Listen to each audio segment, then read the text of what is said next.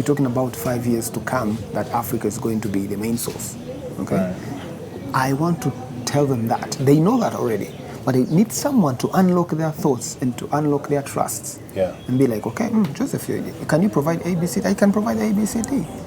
Yeah. Let's connect. Now you know me. When you come in Rwanda, the first person to call, I'll pick you from airport. I'll take you in the nice hotel. I'll give you a round tour around the ecosystem. I connect you with RDB, connect you with the Private Sector Federation, and connect you with everything. So when you go back, be like, okay, now I'm going to open a business in Rwanda because I know where I can set up office. I know someone I can call if I need anything.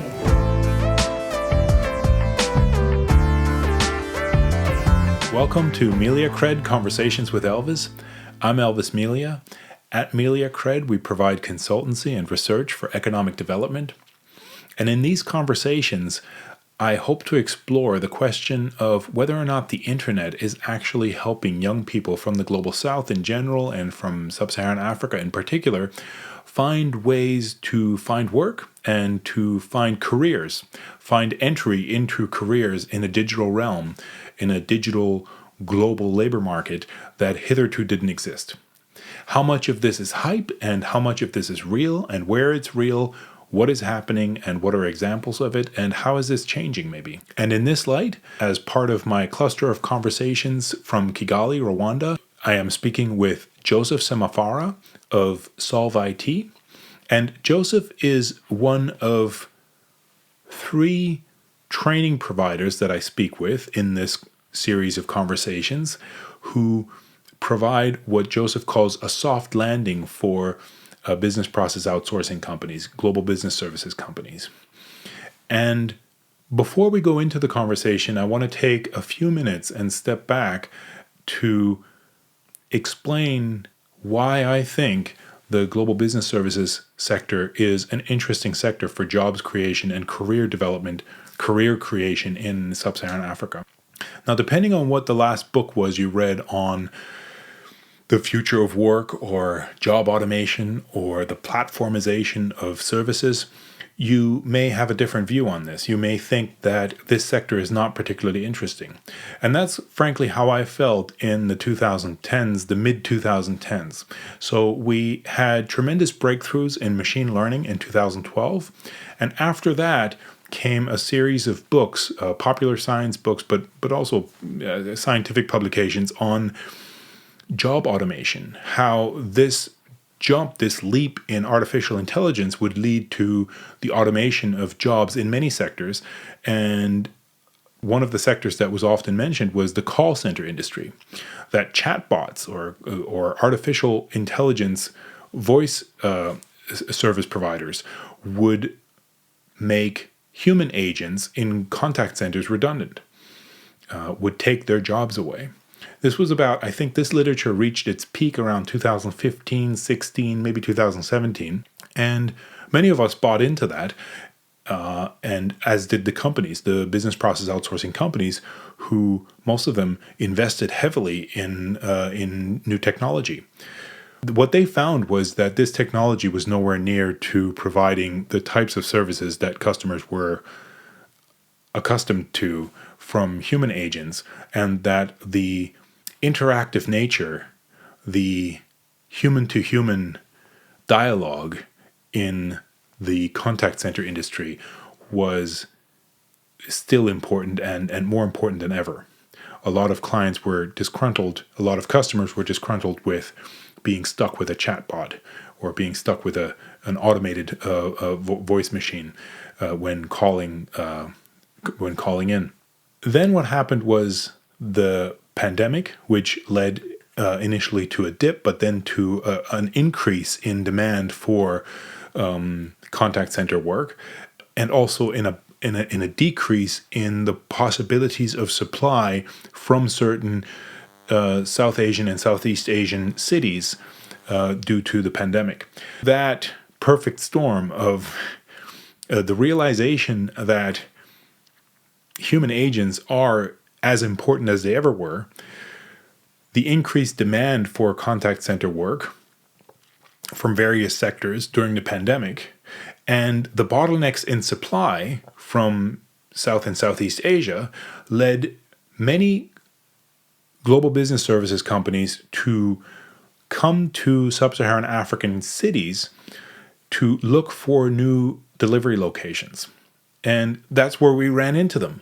That's where we ran into business process outsourcing companies coming around to see whether or not they could set up companies in certain African cities, the 7 or 8 front runner African cities, which I hope I hope in future conversations I can do clusters from each of these locations.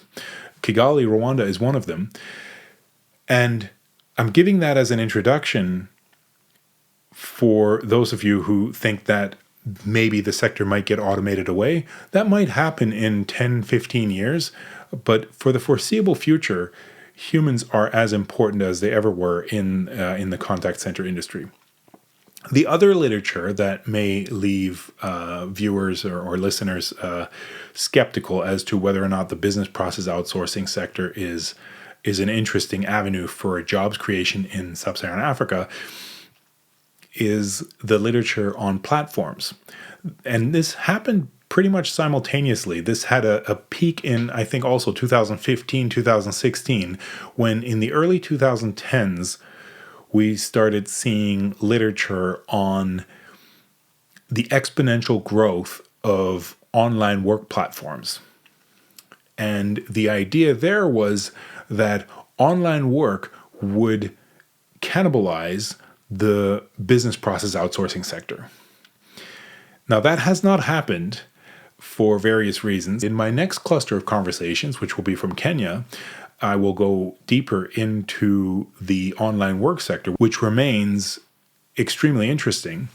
But in short, online work is extremely difficult to perform because getting onto online work platforms and then earning a steady income on online labor platforms on your own is extremely difficult. A theme that runs through these conversations is that the combination of the digital and the analog is still as important as it ever was, in the sense that groups of people exporting services through the digital realm are much more likely to be successful than individuals trying to do it on their own.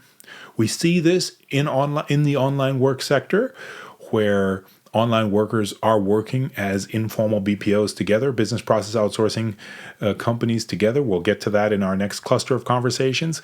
But we see this also in the growing BPO sector itself. So this just as a background for why I and some of my colleagues think that currently, at the end of 2022, beginning of 2023, the business process outsourcing sector, global business services sector, is as interesting as it ever was for jobs creation in sub-Saharan. And we're seeing this on the basis of empirical results, which you'll hear in the conversation today. With that, I hope you enjoy the conversation with Joseph as much as I did. Here is Joseph Semafara. Joseph. Yes. Thanks for doing this. Yes, thank you so much for meeting me. It kind of was a bit of a surprise. Let's do an interview. Yeah. I was like, okay, I'm ready. I'm always ready. I'm born ready. Great. Yeah. So we met. When did we first meet? We met beginning of this year. Yeah. At the event of global business services. Yeah. Happens here in North Kenya. Yeah. Yeah. But we had a couple of discussions remote before you come. Yeah. Yeah. I remember that. Yeah. So we were showcasing the ecosystem for potential investors in global business services, and global business services is just another name for business process outsourcing, Definitely. kind of contact center, call center. So what do you do? What's your space? I'm into tech.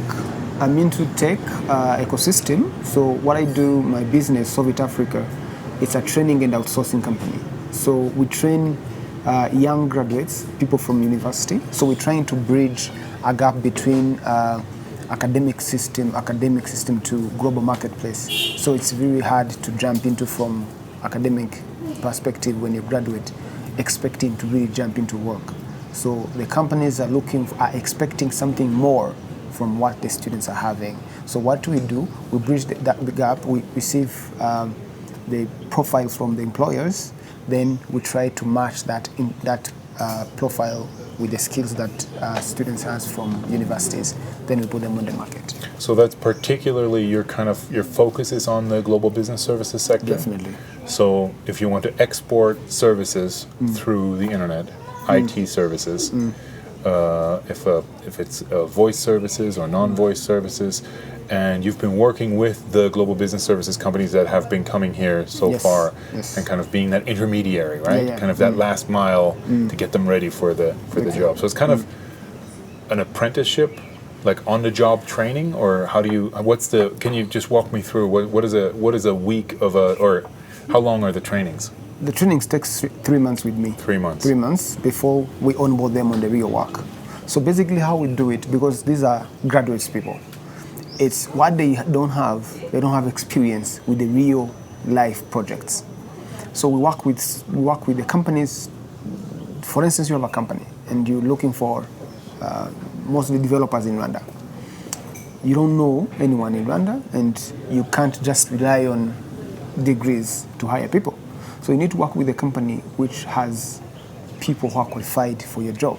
So how we do it, you give us the profile, be like, okay, Joseph, we want 20 people. We want 20 people in this ABCD. People can do ABCD. Then we take that profile. For instance, you want maybe Microsoft services people. Then we take this profile, we select the best people who are almost to that profile. Then we wrap up their skills into the same profile. Then if you want 20, we prepare 40, then we present them 40 to you. You do the interview and the due diligence and everything. Then you hire them, and now you have them on your payroll. Okay.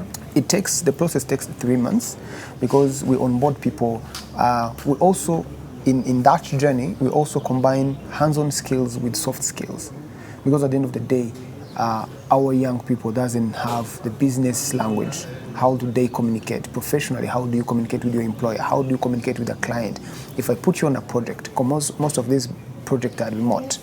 In my office, I have around 70 developers that are developing for one US company, and this work is completely remote. So how do you carry the project of someone in Australia that you really work remote? How do you communicate to this client?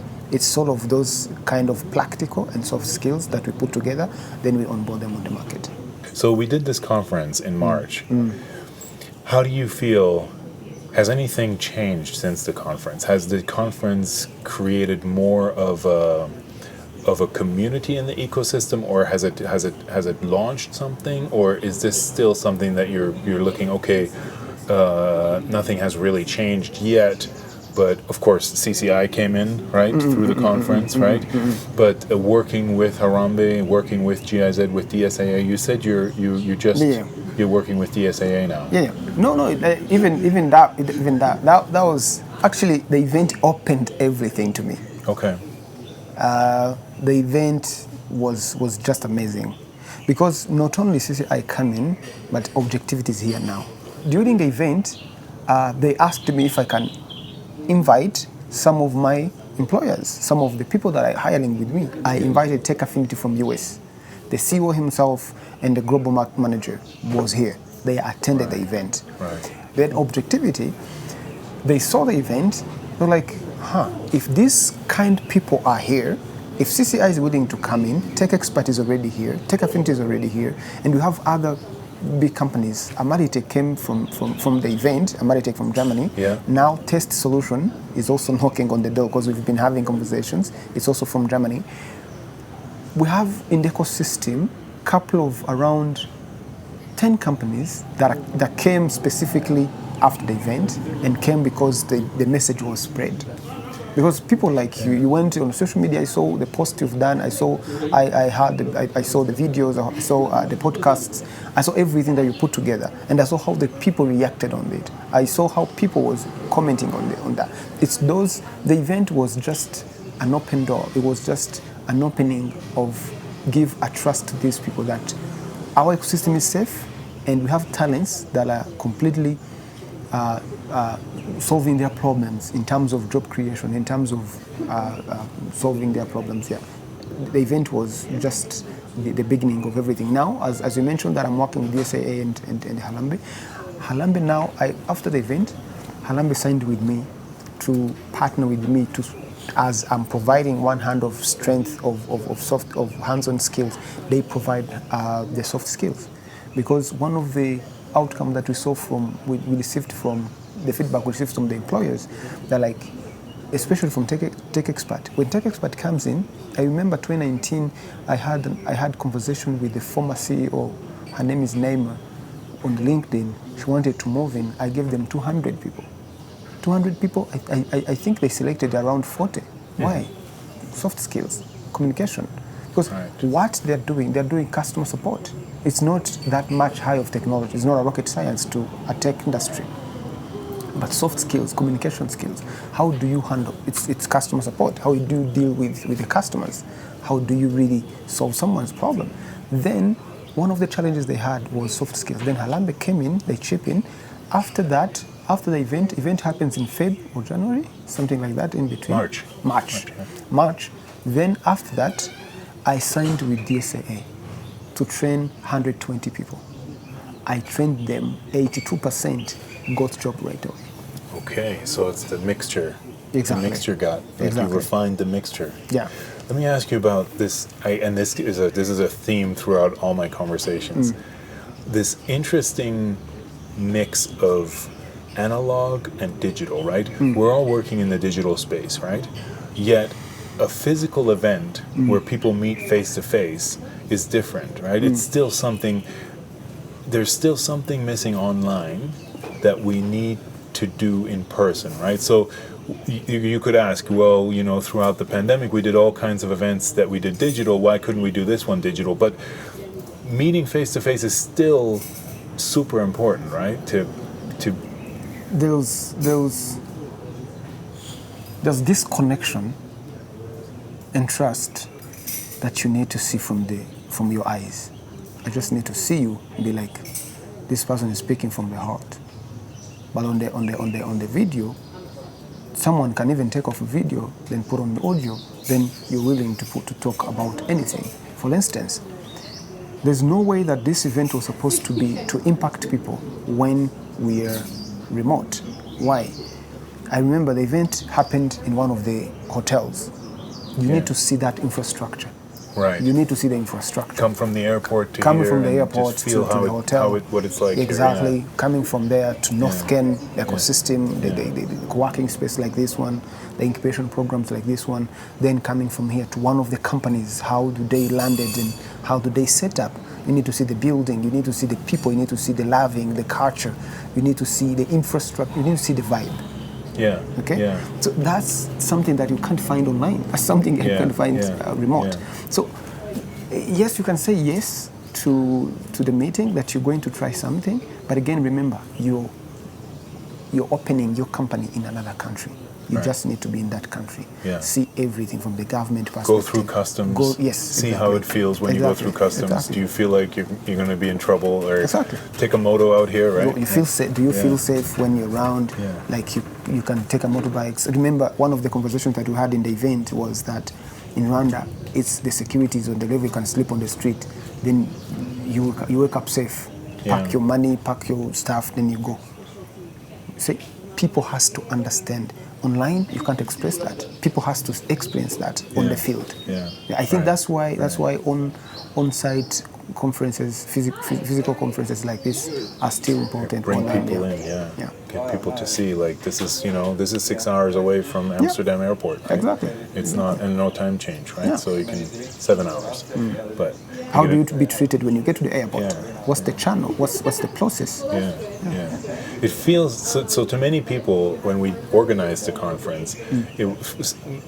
Some of them were hesitant, and some of them didn't end up coming because they felt like they were traveling to the middle of nowhere, right? And this image, we want to change this. This is a really cool hub. I don't know what viewers can see from the background of here, like being at Norsken, this tech hub is one of many places. Like, I mean, your offices, like, you know, tech experts, looks like a Google office kind of, you know? Yeah. It's just really, it's a nice space, and it's, you know, it's got direct flights.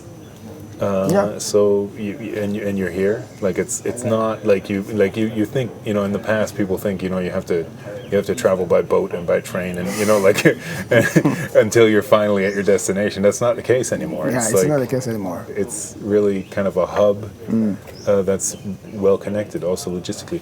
Let me ask you about, and it's always a tricky subject, but about culture. So Rwanda ticks all the boxes in terms of the safety, the security. Rwanda Development Board is there. The one thing that Rwanda lacks just by numbers is labor, right? There aren't that many people, right? And Kigali is, compared to some other African metropolis, is still tiny, right? In terms of, you know, what's the population? It's 1.4 million, 1.2 million of Kigali. A place like Lagos is twice as large as Rwanda. Lagos is I think 25 or something. Yeah, I mean, it's an extreme example, but even compared to Nairobi. So, and in terms of the culture and the history, Rwandans are at first quieter than you would say Kenyans, and especially West Africans, right? So when you say, okay, call center industry, you think of, you know, salespeople, right? Selling something or helping people with. Rwandans are probably less bubbly, right? Not aggressive. Not aggressive, right. But so this mixture between tech skills, I assume that, you know, there's a lot of high tech going on here in this cluster. And in terms of tech skills, I assume that's going to be fine. But in terms of growing the I don't want to say confidence, but growing the familiarity. Familiarity. I would definitely call it aggressiveness, because that's what we lack here.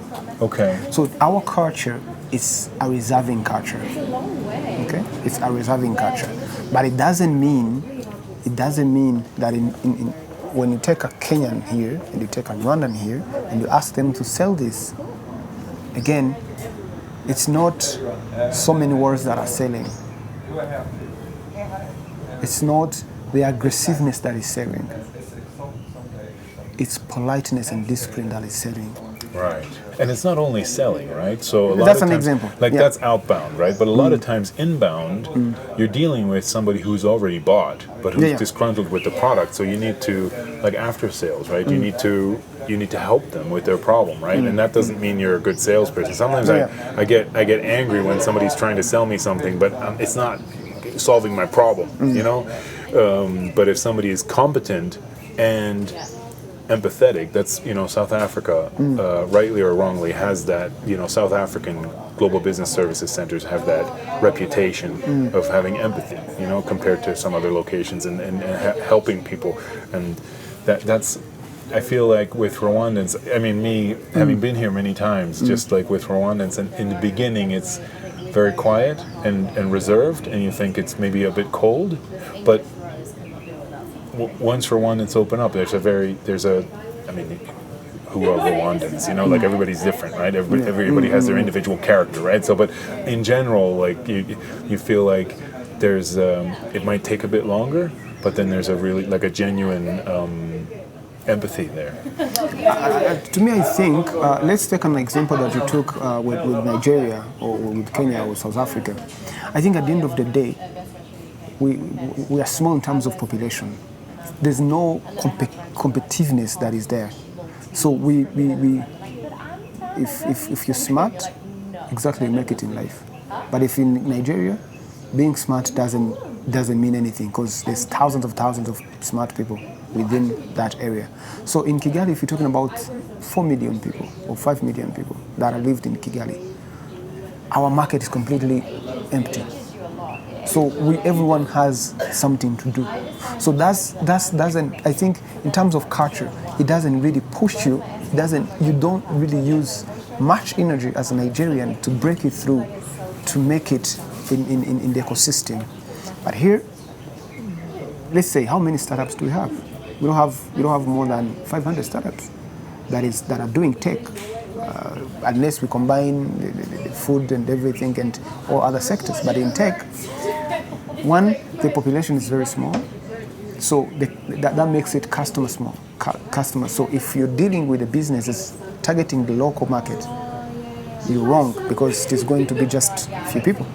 If, for instance, you're developing WhatsApp, let's assume WhatsApp is not there, and you only focus it on local as a case study, it's not going to work. You need to test at least in Nigeria, where there's 200 million population.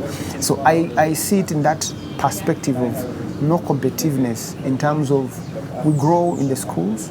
One school is only 25, 30 students. In Nigeria, I saw that one school has 200 kids.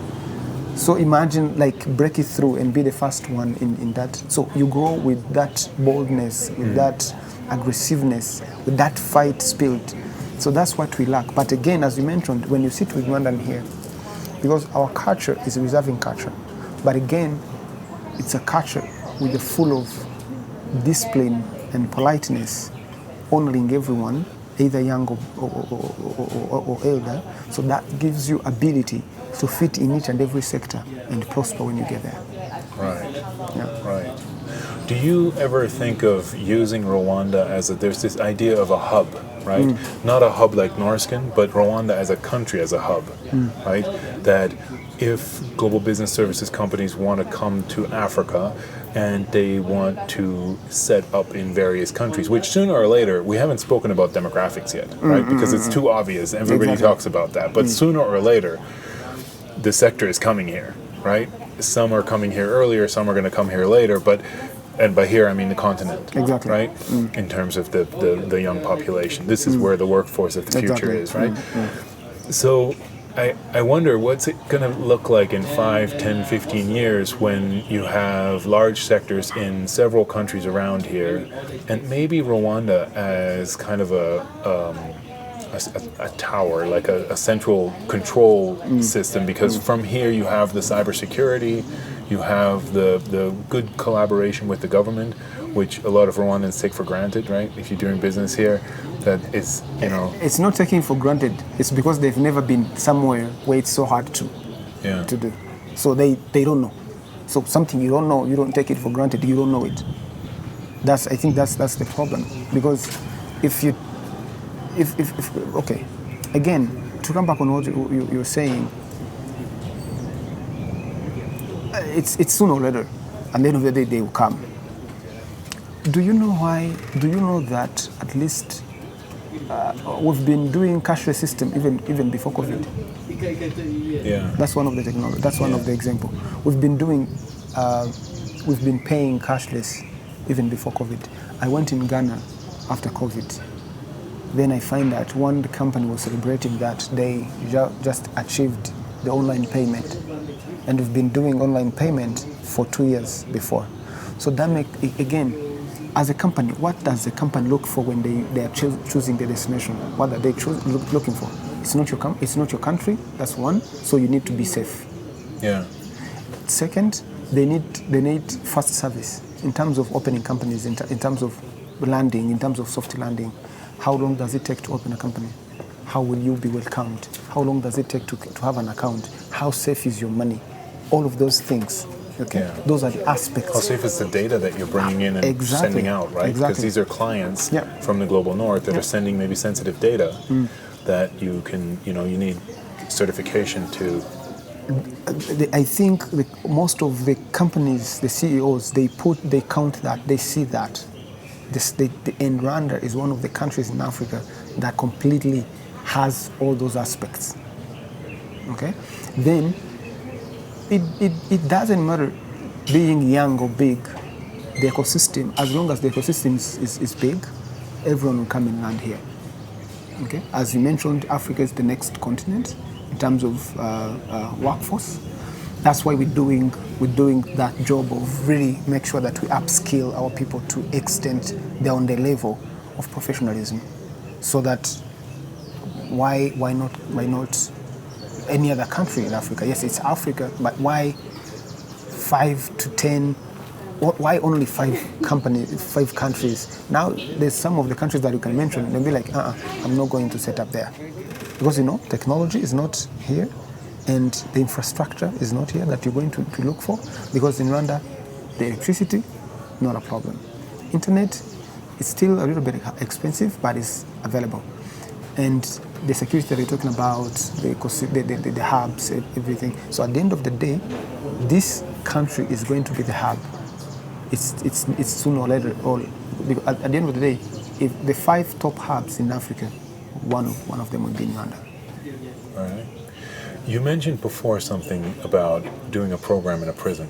Yeah. So one of my programs in this year, I mentioned something that I worked with the SAA in the first project. That's Digital Skills Accelerator Africa. Exactly. They're based in Cologne, yes, but they're working in several different African countries. Definitely. Kind of support. It's a club of companies funded by, just for people who don't know it, funded by, so far, by German Development Aid. And these companies are using that money to help. We're using that money to make locations more interesting for companies, because we can indirectly subsidize their business by helping them fund training, right? Upskilling workers, right? Yeah. So with them, you've got this new idea. Yeah. With them, this is how it started. They're like, we're looking for someone who can train and employ. And I was like, that's what I do. They're like, okay. DSAA. Okay, yeah. Yeah, just connected by GIZ. Yeah. Then GIZ introduced us to them. They're like, okay, you're doing this? Okay, yeah, I'm doing this. Then we trained 120. 82% was hired right away. Okay. By different companies. By different companies. Through DSAA then, members? No, I outsourced them around the ecosystem. The people are coming. Okay. We're talking about Tech Expert, we're talking about Tech Affinity, we're talking about Ambaritech, we're talking about all of these international companies that are coming in Rwanda. Okay. Then I was like, it works. Okay, let's take now 300. Okay. We took 300. 100 already has graduated because it's 3 months. Now, as we speak, I have 100 women. Okay. Only cohort of 100, because my cohort is 100. Three cohorts a year. Yeah. So first one is mixed people. Second one is only women. Third one is people with disabilities and people from refugee camps. Okay. The last cohort. Okay. Yeah. So now I have. So you're going impact hard. Like the first one was like you're going on impact sourcing. Yes. Like, yeah, wow. Then second, let's bring as many women in tech as possible. Then third, we're lifting people with disabilities, we're lifting them behind, and people from refugee camps, let's also upskill them and try to put them on the market so that they have normal life as we all have. So that one, they was like, okay, this is perfect, let's do it. Then, because that's what we do, that's entrepreneurs, what we do. Then I was like, okay, there's one sector that is being remained out. So we have a challenge where young people that end up in prison in one way or another, but that done very small crimes, like drugs, like some mistakes that they end up in jail, but for a short period of time, like 1 year or 6 months or what. So I was like, okay, let's see the data let's take a case study of one prison in Rwanda. Then we take one, we find that we have more than 500 qualified people graduated in tech that are in the prison, in one prison. Then I'm like, okay, hold on a minute. These people get out within a year or 6 months. What happens when they get out? How can we give them a soft landing that is not going to permit them to go back?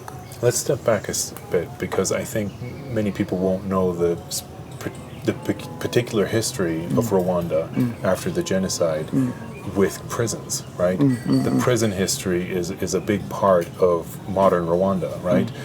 Full prisons due to what happened. The Gacaca Accords did a lot, but still there's a bottleneck there of what to do with a lot of people who are rightly in prison, and what you're doing is kind of you're relieving that, you're touching that wound, which, so I just wanted to kind of give that context that prison population in Rwanda has its whole own dynamic compared to, say, another country that doesn't have that history, right? Yes. Yeah, based on genocide and everything, we have so many big number of people in the prison. So, but the plan is, okay, how do we support these people? At the end of the day, let's leave the genocide people that are imprisoned.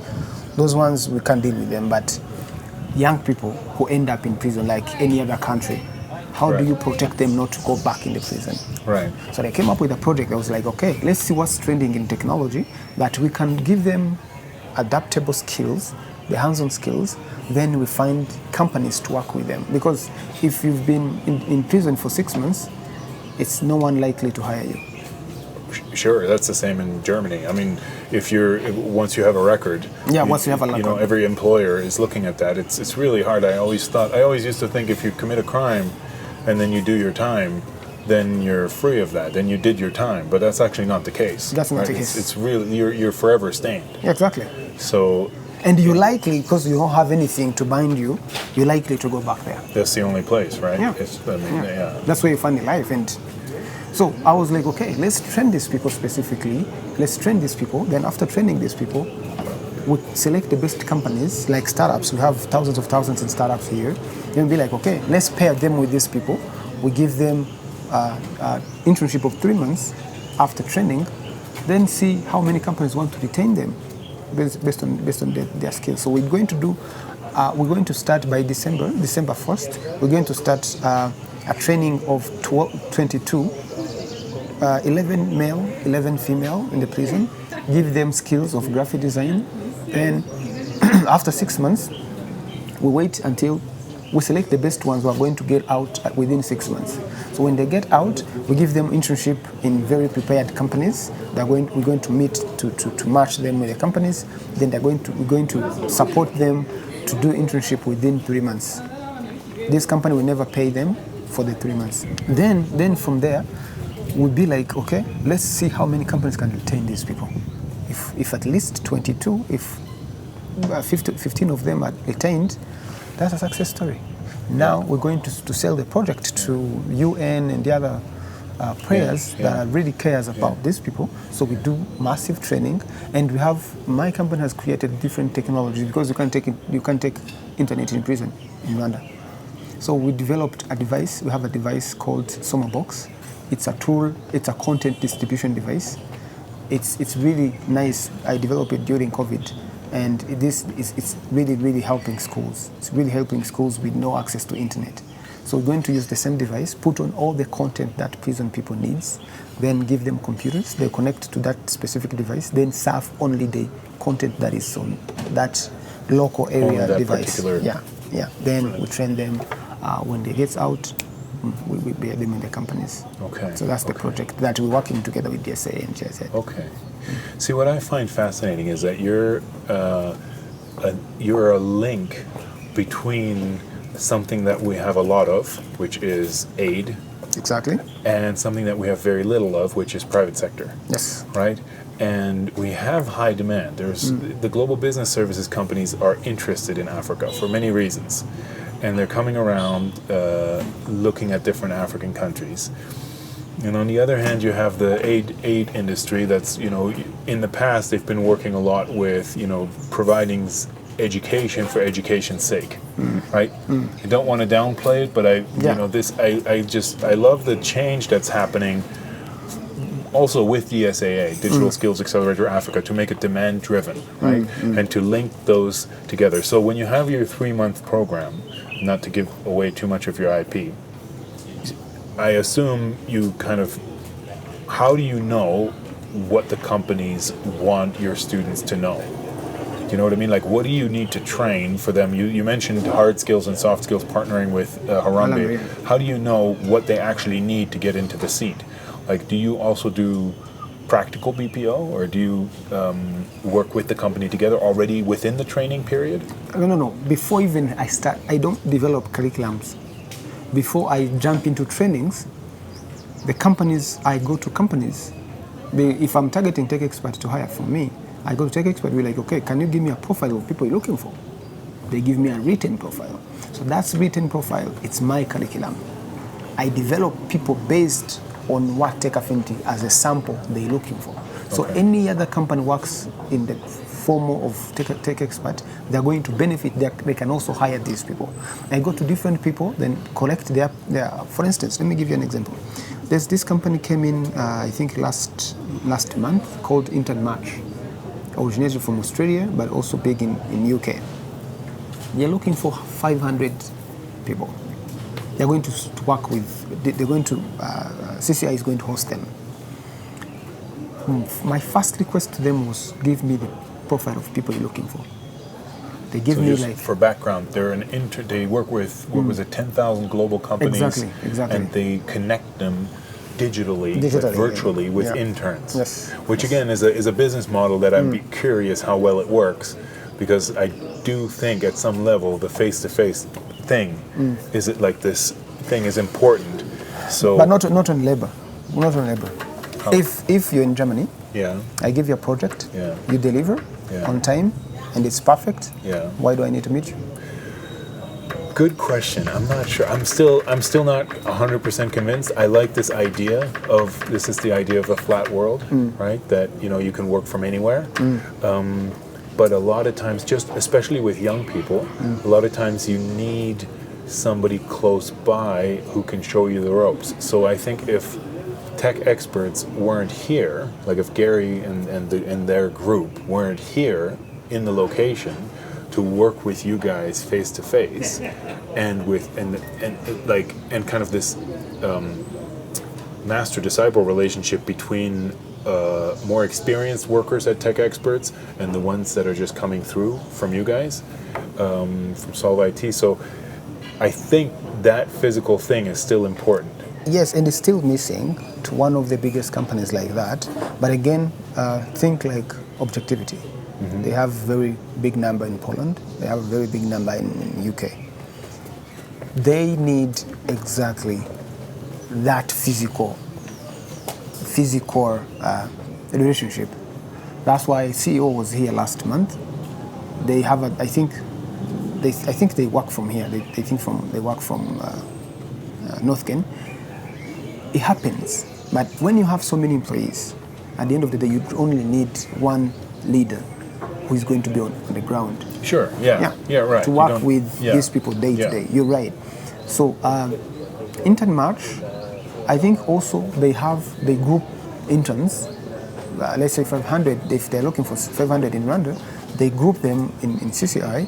They give them everything. Then they have the senior management team.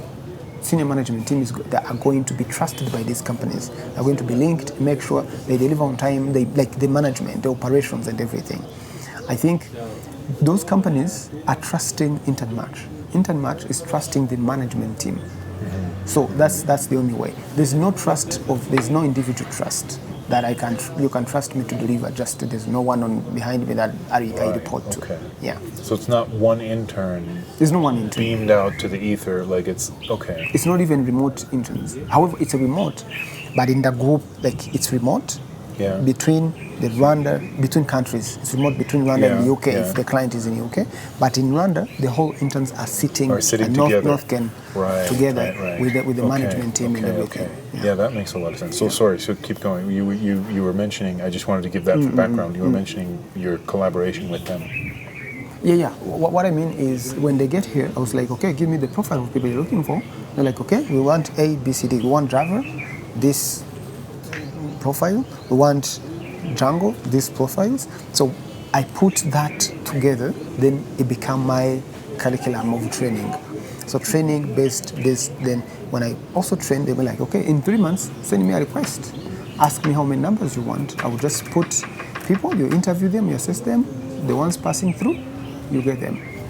The ones who didn't went through, I'll press them to other companies that are looking almost similar to what you're looking for. Okay. Yeah, that's how it works. Okay. Yeah, it's an exciting space. Yeah. What do you think, since we had our conference with the analysts that came in, so we had these 10 analysts that came in, global business services analysts globally, who know the sector well, but who don't know Rwanda or Africa Yeah. particularly well, right? Some of them knew Africa, but none of them really were familiar with Rwanda, right? So they gave us some insights on what they thought might bring companies here, and we kind of had this 2-day speaking with them and with the government. What do you think since then, or what do you think should be done now? Now it's almost 2022 is almost over, like say Q1 of 2023. What do you think would be the checklist for the ecosystem? Apart from SolveIT, like, SolveIT is one part of the ecosystem, but what would you like to see in the ecosystem in terms of, the association of companies or the closer links with Rwanda Development Board or closer links with the traditional education system like Ministry of Education or something like that? Is there anything that you think would be the next steps that could kind of solve the next bottleneck? I think what I think within most of these companies that are expecting to come here, I think the lesson has learned already. Lesson has learned. Every player has played their role. I'm talking about from the organizers of the event, from the government perspective. We have some samples of the companies that are here, and these are the ambassadors. Right. These are the ambassadors. The trailblazers, yeah. Exactly. Yeah. A Maritech from Germany is the sample of any company from Germany that wants to land here. Yeah. Tech Expert is a sample of any global company that wants to come here. Tech Solution that is actually looking to set up. Objectivity that is already here. CCI that is already here. I think the next move, the next move is now how do we expand? And also, they're both assignment, but the big assignment is on the ecosystem. Ecosystem is how do we make, how do we prepare to be ready? How are we ready to provide the best soft landing to these companies? From the value chain, from when someone gets to the airport, as we mentioned, okay, from someone who gets to the airport to hiring. Okay, you get to the airport. Who is doing what? Who is doing the registration? Who is doing what? What are the benefits? How do RDB call it? These benefits of not paying taxes or right away. Incentives, right? Incentive. Yeah. What are the incentives? Who's in charge of the incentives? Who in charge of pitching to these people? Again, because I think then our assignment as a companies, as companies in private sectors, which is one of my role actually. I think I'm coming in Germany in the maybe next month or the beginning of next year. Why? Because I need to meet people face to face. People need to trust me. Again, they need to see that I'm real and what we're doing is real. Right. And I need to tell them we have ABCD companies that are doing this ABCD. So don't suffer, because at the end of the day,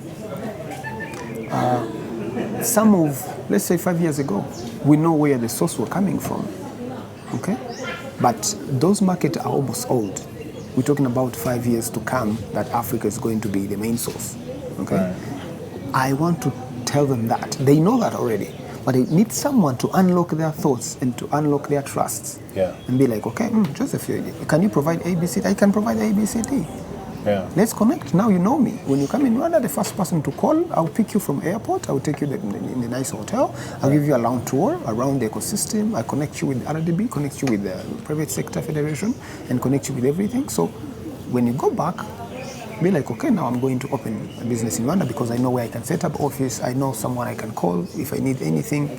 So we have those assignments. But again, if the private sectors, as the entrepreneurs who are going to go out and pitch, bring these people, when you bring to RDB, they need to know their role in terms of getting to know what they need to tell them. There's these incentives, there's registration, it takes quick, there's ABCD, you do your job. And to come to hub like Northcan, be like, okay, this is what you need to get an office here, this is what you need to ABCD, and we'll be ready with the talents because we've came up with profiles and everything. So that's the value chain that we also need to understand. So 2022 was just preparing here. We're just preparing for the heavy rain to come. Then the heavy rain is coming in next year, which is 2023. How are we handling the operations within the ecosystem as ecosystem players of Rwanda. I feel like such an exciting time because Rwanda was ready in 2019, right? With everything got ready for Chogum, right? Everything was there, and then COVID hit, and we had a 2-year kind of waiting period where we had to sit on our hands, right? And kind of now, all of a sudden, it's just like, wow, Rwanda is this space. It's, you know, Kigali is this place where you can do these things, where you can actually come in, and it's just actually, again, I always say this, when you come in here, it feels, the city, the capital city, feels like a holiday resort for investors, you know? So, and great. I'll link your profile with this video, and anyone who wants to reach out to you in terms of, you've made a lot of promises just now, and we're picking people up from the airport. I'll make sure to call you next time I'm at the airport. I have to cusp for that. Right. Great. Yeah. Great. And I think as we conclude, as you mentioned, COVID again. Yes, we were already 2019. COVID came in.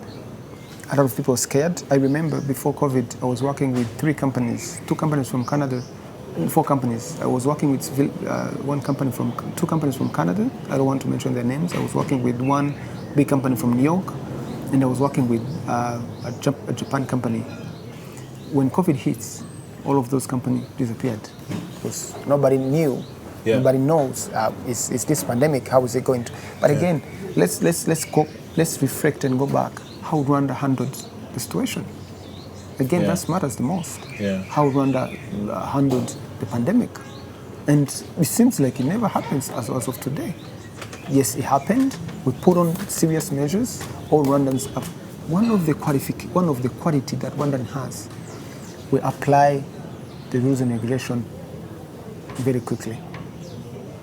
Because I've seen the pandemic, like pandemic was global, but different countries handle it differently.